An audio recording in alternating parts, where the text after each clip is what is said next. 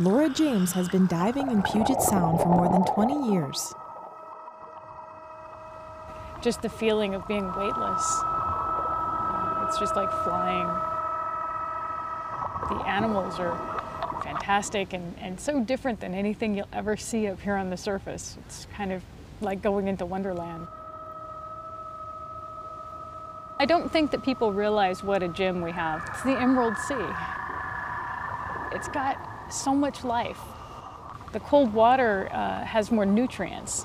It can hold more oxygen, hold more nutrients than warm water. So you get tremendous invertebrate marine life. You get octopus and wolf eels and all sorts of sea slugs, just every color of the rainbow. The wild and crazy animals you see underwater, they're kind of like Alice in Wonderland to me a little bit. You go beneath the sea and you're in this different world, and it's mesmerizing and brilliant. In addition to the abundant life, James also witnesses a deadly form of pollution. We'd swim along and we'd see this decaying swath, black and dead leaves and like garbage, bubblegum wrappers and the straws, like stir straws from coffee and coffee cup lids, and very random things. And I didn't understand what I was seeing.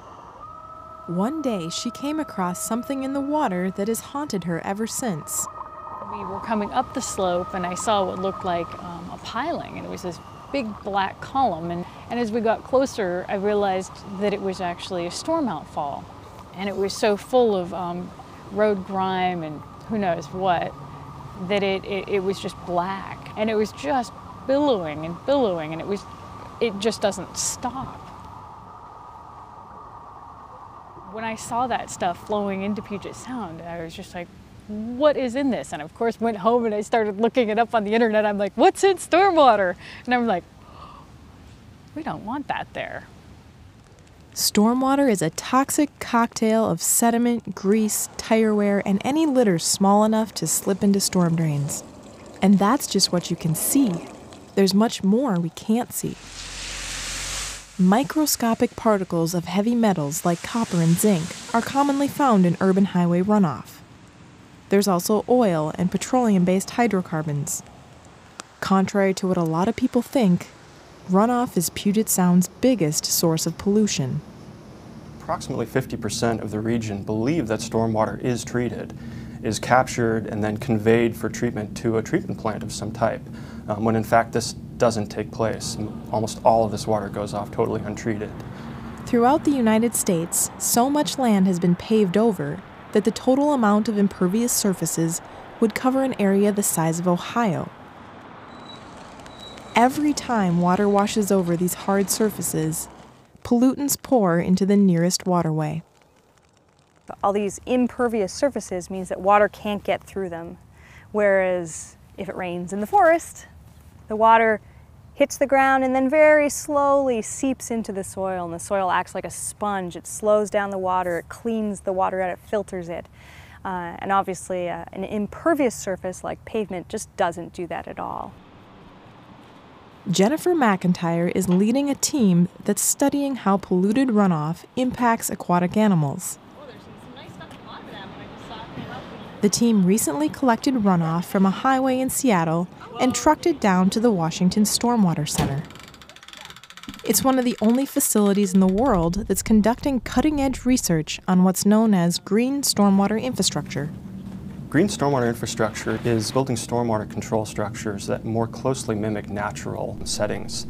Things like rain gardens, bioswales, green roofs. These are developing facilities or things that help improve water quality that are trying to mimic those natural filtration aspects of water infiltrating into the ground or flowing through vegetation. Around the Northwest and across the country, new rules are being written that would require cities and counties to adopt green stormwater methods.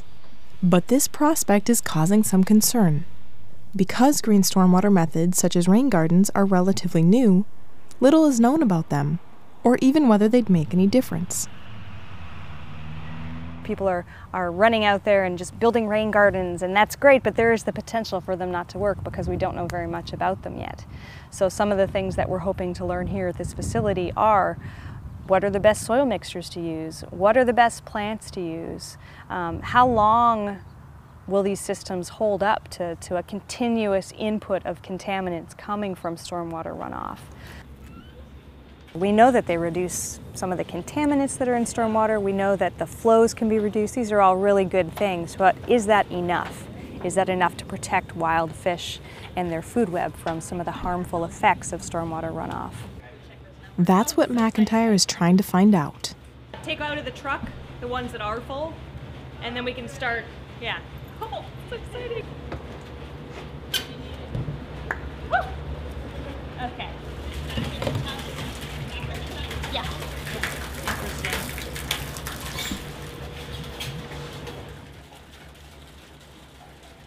Once all the stormwater was mixed and samples were taken, the team filtered half the water through soil columns that mimic what happens in a rain garden.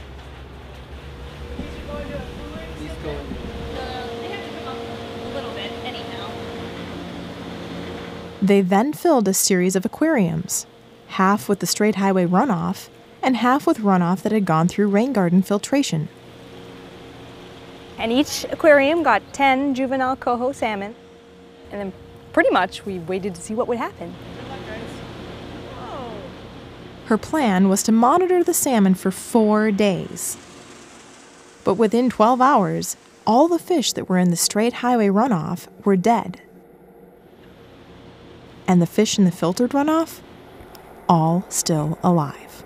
I think it's really telling that we can take something as concentrated and toxic as highway runoff and pass it through soil columns and have it no longer be acutely lethal to fish.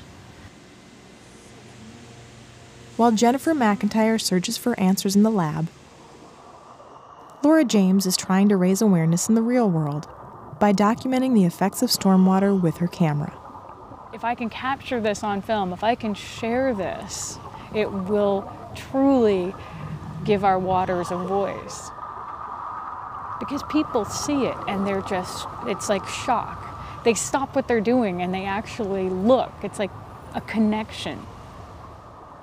I see Puget Sound and our oceans as a reflection of us. They're a reflection of our humanity. And the storm drains are like a conduit of our humanity running in there.